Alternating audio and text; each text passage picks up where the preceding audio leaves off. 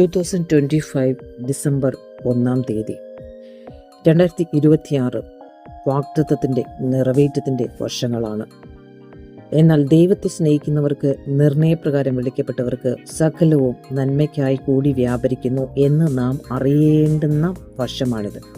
അവൻ മുൻനീർ നിയമിച്ചവരെ തൻ്റെ പുത്രൻ അനേകം സഹോദരന്മാരിൽ ആദിജാതനാകേണ്ടതിന് അവൻ്റെ സ്വരൂപത്തോട് അനുരൂപമാകുവാൻ മുൻ നിയമിച്ചിരിക്കുന്നു. മുൻ നിയമിച്ചവരെ വിളിച്ചും വിളിച്ചവരെ നീതീകരിച്ചും നീതീകരിച്ചവരെ തേജസ്കരിച്ചുമിരിക്കുന്നു. അതുകൊണ്ട് പ്രിയ ദൈവമക്കളെ, 2026 നമ്മൾ കടക്കുമ്പോൾ ന്യൂ ഇയർ റെസൊല്യൂഷനായി റോമാലേഖനം 8-ാം അധ്യായത്തിൻ്റെ 26, 27, 28 വാക്യങ്ങൾ നിങ്ങളുടെ കീവേഡ് ആയിരിക്കട്ടെ. അതിൽ നിങ്ങൾ ഉറച്ചു നിൽക്കട്ടെ. അത് റേമയായി നിങ്ങളുടെ ജീവിതത്തിൽ സംഭവിക്കട്ടെ. ഞാൻ ഈ പിക്ചറിൽ കാണിക്കുന്നത് 21 ദിവസം ഫാസ്റ്റിംഗ് എടുക്കുമ്പോൾ 2021 19-ാമത്തെ ദിവസത്തിൽ ദൈവം തന്ന ഒരു വലിയൊരു ദർശനമാണ്. 2 ദർശനങ്ങൾ.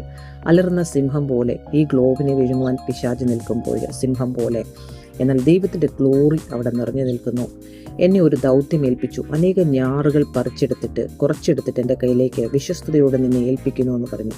ആ ദൗത്യത്തിലേക്ക് നമ്മൾ എഴുന്നേൽക്കുമ്പോൾ അനേക സിംഹങ്ങൾ അലർന്നതുപോലെ വരും. പക്ഷെ അവൻ്റെ കൃപ നമ്മളോട് കൂടെ ഇരിക്കണമെങ്കിൽ ഈ ദിവസങ്ങളിൽ ദൈവവേല ചെയ്യുന്ന എല്ലാവരും ചെയ്യേണ്ടത്, ആത്മാവ് നമ്മുടെ ബലഹീനതയ്ക്ക് തുണ നിൽക്കുന്നു.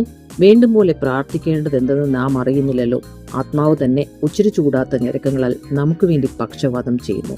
എന്നാൽ ആത്മാവ് വിശുദ്ധന്മാർക്ക് വേണ്ടി ദൈവഹിതപ്രകാരം പക്ഷവാദം ചെയ്യുന്നത് കൊണ്ട് ആത്മാവിന് ചിന്ത ഇന്നതെന്ന് ഹൃദയങ്ങളെ പരിശോധിക്കുന്നവൻ അറിയുന്നു. അതുകൊണ്ട് ദൈവത്തെ സ്നേഹിക്കുന്നവർക്ക്, നിർണയപ്രകാരം വിളിക്കപ്പെട്ടവർക്ക് സകലവും നന്മയ്ക്കായി കൂടി വ്യാപരിക്കുന്നു.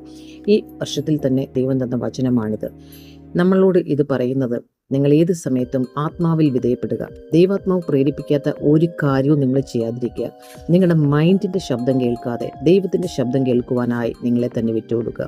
നിങ്ങൾ ഏത് അവസ്ഥയിലും ഏത് വ്യവസ്ഥയിലും ഇരുന്നാലും ദൈവത്തിൻ്റെ ആത്മാവിൽ പ്രാർത്ഥിക്കുവാൻ, അതിവിശുദ്ധ സ്ഥലത്തിരുന്ന് പ്രാർത്ഥിക്കുവാൻ, ദൈവം നിങ്ങളെ നീതീകരിച്ചു എന്നും അവൻ നിങ്ങളെ തേജസ്കരിച്ചിരും ഇരിക്കുന്നു എന്നുള്ള സത്യം നിങ്ങൾ അരയ്ക്ക് സത്യം കെട്ടിക്കൊണ്ട് വിശ്വാസമെന്ന് പരിചയെടുത്തുകൊണ്ട് ഓട്ടക്കളത്തിൽ മുന്നോട്ട് ഓടുക.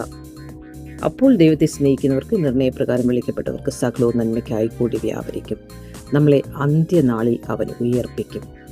Never give up. മനസ്സേ സ്വസ്ഥമായിരിക്കാം, ഉടയോ നിന്നരികിലുണ്ട്.